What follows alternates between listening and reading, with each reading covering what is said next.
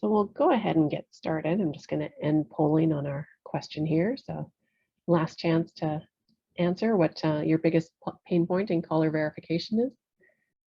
It looks like it's actually pretty equal with people being frustrated with security questions, the time it takes to answer security questions, and trust. So today we're going to talk about Caller Verify, which is a patent pending solution for caller verify or for caller verification, and it is back-ended onto Okta, a solution most of you are probably familiar with as it's the leader in the IAM space. So the problem we're looking to address is how do you build an easy to implement, user-friendly, and secure caller verification system? So looking to find a way to prevent caller impersonation. So very common, for example, in the banking industry for someone who knows grandpa's security questions to phone in and do themselves a large wire transfer. So really looking to lock that down and prevent those fraudulent transactions. As well, we're looking for a way to make the caller verification experience easier, as well as more secure, so more user-friendly. So some of the business cases that drove us to create this solution, primarily in the financial institutions where we do a lot of work through social engineering or simple access to personal information. Many of us have the answers to our security questions on Facebook, like what is our birthday? Access is being granted to fraudsters, and that can be very damaging, especially in banking where someone might be doing a wire transfer, imposing as a user that isn't them. We also see it a lot in the telecommunications industry. So for example, phone numbers can be ported away from their rightful owners in order to commit fraudulent transactions, especially now that your phone is essentially your second factor. It's very dangerous if your phone number gets ported to someone else. That could in turn allow them access to your banking or other institutions that use your phone as a second factor. And the third place we see a lot is what we call high value transaction fraud. So for example, in the airline industry, bad actors impersonating someone and booking airline tickets with stolen credit card information. So some of the best practices, you'll see here, there's kind of the range of security from password not being very secure and security questions, which are typically used in a call center, also not being very secure. And then sort of the high end of hard tokens and biometrics, which are just a little too impractical for a call center. So we feel like we found the sweet spot with a push verification. Push verification is when you get that notification on your phone that you say yes or no to for yes, this is me, or no, this is not me. It's highly secure and it's also highly usable. And since everyone has a phone, very accessible. In the telecommunications industry in particular, the CRTC, which is the telecom regulator, introduced some requirements to prevent unauthorized number porting. So the phone companies have been kind of struggling to figure out how to implement that because the CRTC tells them what to do, but not how to do it. So this solves that problem for them. Also in the financial industry, for banks and credit unions, there's been a real push for them to use stronger multi-factor authentication, which they've resisted for a long time because they were concerned about usability.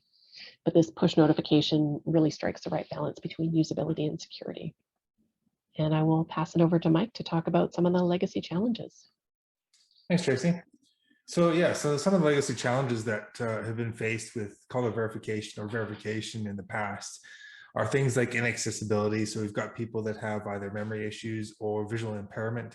So reading off a TOTP code that might be texted to them or that's being rotated within their application is kind of hard to do. It's a friction process. It's slow, time consuming for people to answer security questions and remember those answers after a period of time.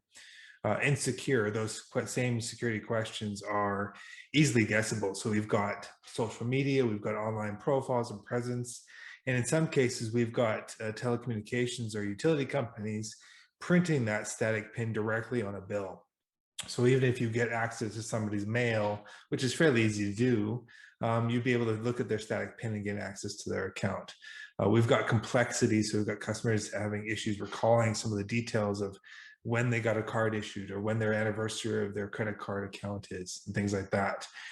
And we've got static issues, so things that don't change, things that are never changing, a static pin that's never rotated or things like that. So that that causes problems with an inability to actually move forward to a different pin and costly. So you've got agents call center agents that are sitting there verifying people and taking 5 to 10 minutes or 2 to 6 minutes to do a security question verification. And it takes a long time. It's frustrating for the caller. It's frustrating for the call center agent because they've got to come up with another question if somebody doesn't remember the answer to one. So they've got to roll with it and try and figure out how they can verify this person. So that's a wage cost of having that agent do that.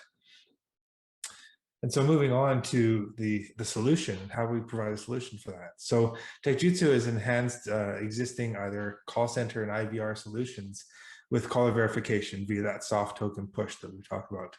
It's risk reduction, which means that we'll have an idea of the caller and we know who they are and who they say they are in record time. So we're looking at reducing that caller verification down to 30 seconds below or less than a minute to do verification, which reduces that cost center. Call center agents can help more people in a shorter period of time.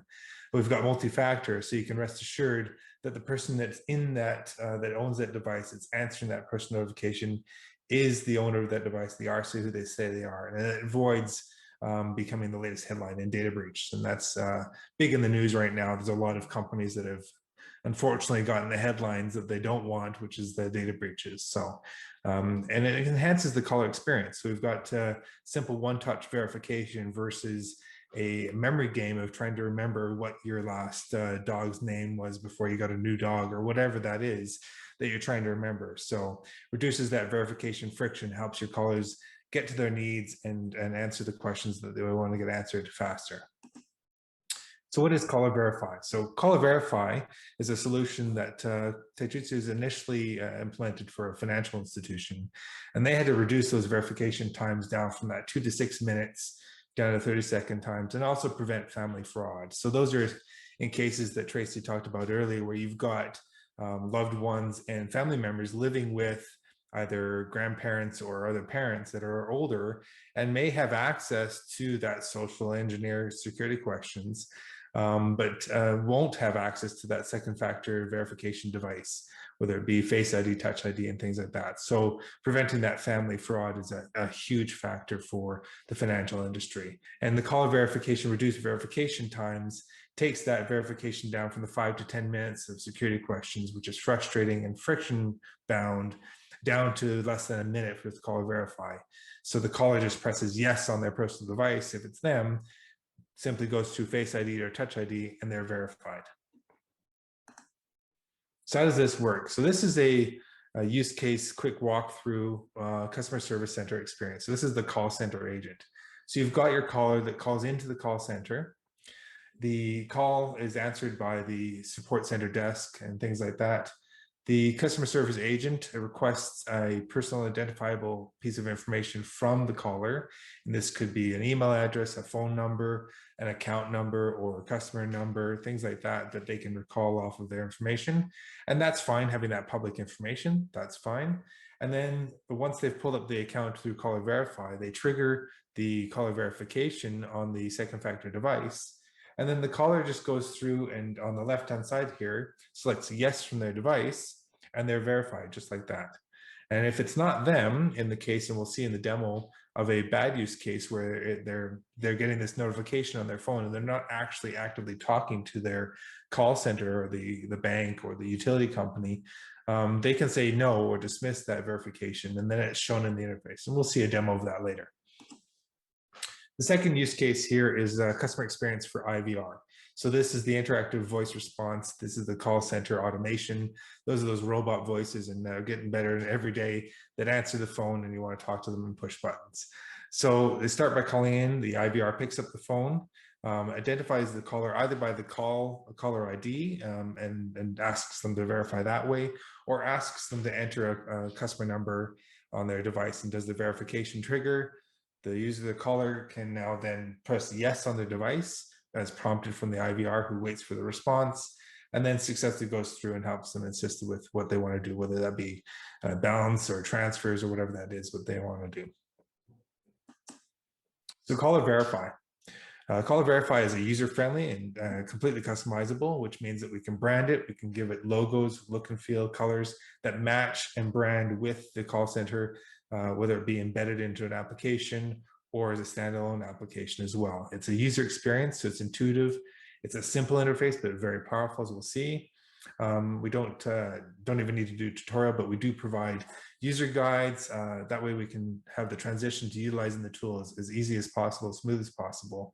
And as we stated before, it's customizable. So we can change not only the branding and the login scenario, but also the number of fields and the type of fields of how you look up your customers differs from customer to customer and client to client. So somebody might be able to use a caller or customer account number, and that doesn't make sense for somebody else. Maybe they want to use email address or phone number. So it's completely customizable. And so now we'll move on to doing a demo and kind of show you what that Caller Verify experience looks like.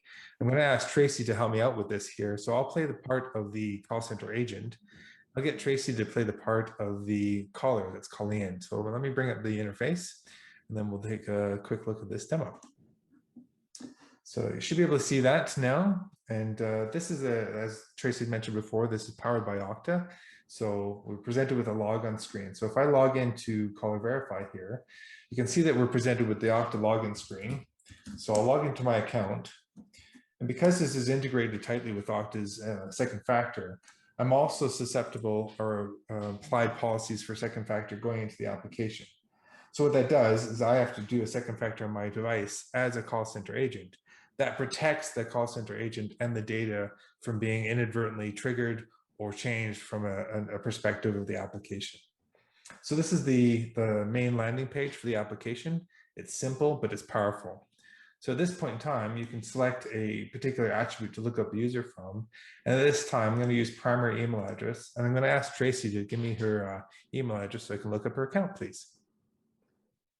Mike, I'm calling to do a wire transfer, and my email address is tracy.nyholt@techjutsu.com.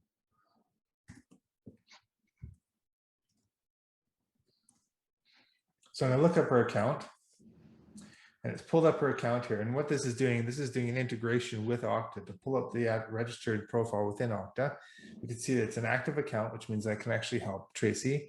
The status here, if it was in a different status, she could be deprovisioned, she could be in recovery mode. And that means that it's just a different indication to the call center agent to be able to assist them down a different path, whether they help them with that passive recovery, if they help them with getting their account back, things like that. So if you look at the enrolled column, we can see that Tracy's actually enrolled in two factors, which is actually Okta Verify push, and then they fall back to Okta Verify TOTP, and TOTP is just that 6-digit PIN. Under the actions panel, I can see that I can actually do a verification for that. So I'm going to say, Tracy, I see that you've got an enhanced registration for your device and for your phone and your account. I'm going to trigger a verification that's going to send it to your phone. If you can just select yes on your phone there, please. So if I do the verification, you can see the countdown starts, and I'm waiting for Tracy now, who's got the verification on her phone. Yes, it's me. And so as soon as she hits yes on her phone and goes through Face ID or Touch ID on her phone, we can see that the customer is now verified. That tells me as a call center agent that the person who has a registered device is who they say they are and was able to respond successfully to that verification message. So that's the positive use case. What about the negative use case? What about somebody who's trying to gain access to somebody's account? So if we go through that use case and we go through the same process, and I asked Tracy to kind of behave like a bad guy. So Tracy, I hear that you wanted to change this to your account. Give me your email address, please. Yes, I'd like to make a very large wire transfer. My email address is tracy.nyholt@techjutsu.com. Great. So I look up her account. I pull up the same information for her account. And from this point here, I can see, okay, I see that you've got enhanced security on your device, on your account. So what I'm going to do is I'm going to trigger a verification to your device. And if you could hit yes on your device, that'd be great. Maybe you could ask me a security question instead, like, when's my birthday? I know that. Yeah, unfortunately, those questions are no longer valid at this point in time. You have enhanced security on your account. So I'm going to push a verification to your device. So if I push the verification now, what happens is it goes to the registered device on the account, which is not the bad actor at this point in time, the fraudster. It's actually Tracy's registered phone. Now she could be out walking her dog or cats or having dinner with her family and see the message come up on her phone. At this point in time, she can either dismiss, ignore the message, or actively reject it. Didn't try to sign in. No, that's not me. So now I can see that the actual push verification was rejected. At this point in time, that tells me the person on the other end of the phone was not able to successfully recover or at least respond to the verification message. Now, at this point in time, I can forward the call to the fraud department or flag her account as a fraudulent transaction. At this point in time, it gives me more information that I can carry through with either secondary verification or fraudulent transactions. So this interface is powerful. And as you can see, it actually takes longer to explain the verification process than it does to do a verification. So from time of entry to looking up the account to doing the verification, less than 30 seconds ideal, less than a minute for sure. That's caller verification, and that's the demo. So going back to Caller Verify, do your customers complain about questions they ask? I get that. I know I call into my bank. I'm asked a million questions about stuff that some of it I set years ago with the bank when I opened my accounts. Sometimes it's just another utility company who doesn't actually have that information and can't do the verification securely. So we can delight them with Caller Verify. We can reduce that friction, which means it's an easy push button response on the notification on their phone, and it's not security questions and high friction. It's enhanced customer service, which means we're providing those customers with a service that they need, that they're trying to call in about, faster, increasing their satisfaction. And security, well, it's easy, replacing the easy to guess and socially engineered questions with a secure push token response. I'm going to hand it back over to Tracy now to complete. Yeah, so thanks, Mike. So Caller Verify essentially lets us to put customers first, adding a one push second factor to your online banking mobile experience in IVR that will leave your customers saying that was easy. About 36% of customers said they would consider leaving a financial institution if there was a data breach. So by protecting your customers from that data breach, we're giving them peace of mind and making it super easy. So that's the end of our presentation. If you do have any questions, we do have open office hours, TechJutsu Tuesdays, every Tuesday at 1 p.m. Mountain. They're posted on our LinkedIn. And we do take requests for our next meetup if you have any topics of concern around the IAM space that you want us to chat about. Yeah, thanks for coming, everybody. Yeah, thank you. We will wind up, and thank you very much for attending, everyone. Yeah, thank you very much. That was awesome. Have a great afternoon, people.